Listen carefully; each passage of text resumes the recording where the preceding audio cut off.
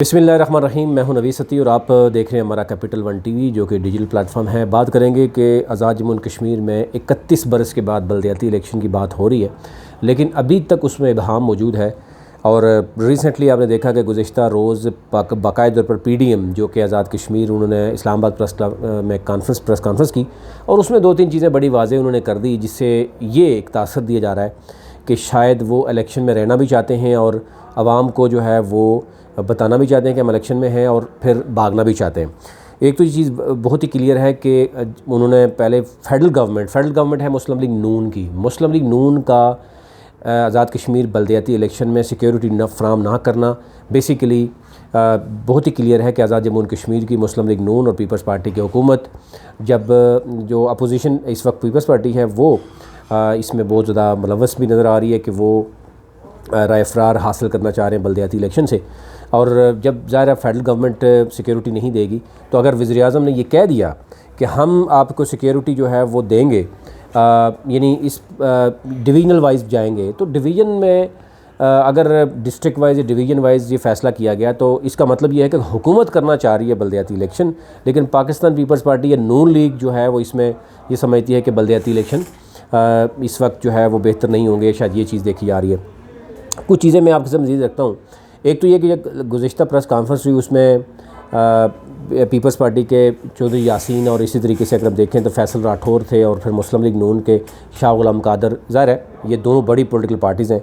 Press conference में उन्होंने कहा जी कि इलेक्शन फ़ौज की निगरानी में हम चाहते हैं, तो फ़ौज की निगरानी में इलेक्शन चाहते हैं तो किसने रोका? पहली बात ये। अब ज़ाहिर है पुलिस को बुलाने की बात की गई कि जी हम गिलगित बल्तिस्तान से पुलिस बुलाते हैं, आज़ाद जम्मू एंड कश्मीर ये कह रहा है, गवर्नमेंट ये कहती है पंजाब, तो फेडरल गवर्नमेंट उनको अलाउ नहीं करेगी, तो ज़ाहिर है फिर तो इलेक्शन, और अगर डिवीज़न में करने की वो चाह रहे हैं तो फिर वहाँ पर राय फ़रार क्यों है? अगर मैं इलेक्शन कमीशन की बात करूँ तो इलेक्शन कमीशनर की तरफ से ये कहना है कि बल्दियाती इंतखाबात के लिए हर तरह के इंतज़ामात जो है वो मुकम्मल कर लिए हैं, मटीरियल भी दफातर तक पहुँच चुका है,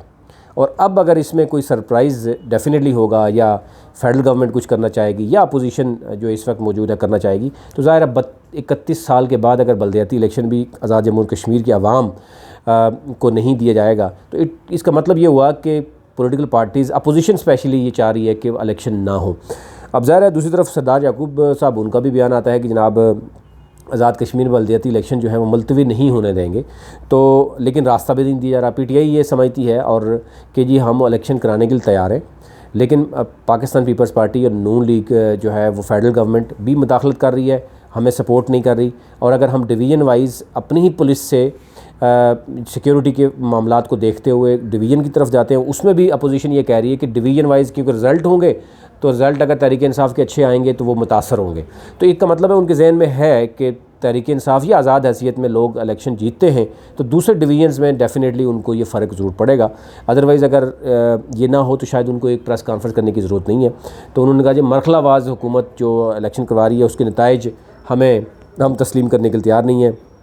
और इंतखाबी अमल से जो है वो बाइकाट का, तो उन्होंने कहा जी सवाल ही नहीं पैदा होता, लेकिन कोशिश ये की जा रही है कि इस हद तक जाएँ। फिर उसमें जो लतीफ़ अकबर हैं, राजा फ़ारूक हैदर हैं, उनका भी ये कहना है। यानी पीपल्स पार्टी और नून लीग यहाँ पर बड़ी कंफ्यूज नज़र आती है। एक तरफ वो ये तासर देना चाह रहे हैं कि नहीं हम बल्दियाती इलेक्शन से नहीं, राय फ़रार नहीं है,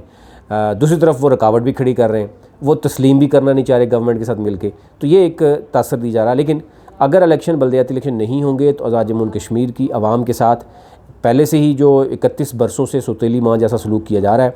क्योंकि डिक्टेटर्स जिसने आगे इस्लाम पाकिस्तान में भी इलेक्शन करवाए वो भी इलेक्शन नहीं करवा सके, तो ज़ाहिर है ये इलेक्शन अगर होते हैं तो डेफिनेटली PTI या सरदार तनवीर इलियास इसका क्रेडिट ज़रूर लेना चाहेंगे, जो कि अपोजिशन ये चाह रही है कि उनको ये क्रेडिट नहीं जाना चाहिए। और अगर डिले होता है तो शायद आने वाले दिनों में, लेकिन अभी ये कहा जा रहा है कि इलेक्शन नहीं होंगे तो फिर आने वाले वक्तों में इलेक्शन मुश्किल हो जाएंगे, क्योंकि जो सूरत हाल चल रही है 2-4 माह बाद डेफिनेटली पाकिस्तान में इलेक्शन की कोई ना कोई मामला सामने आ जाएंगे, उसके बाद फिर वहाँ पर बल्दियाती इलेक्शन करवाना मुश्किल हो जाएगा। अभी तक लिए इतना ही।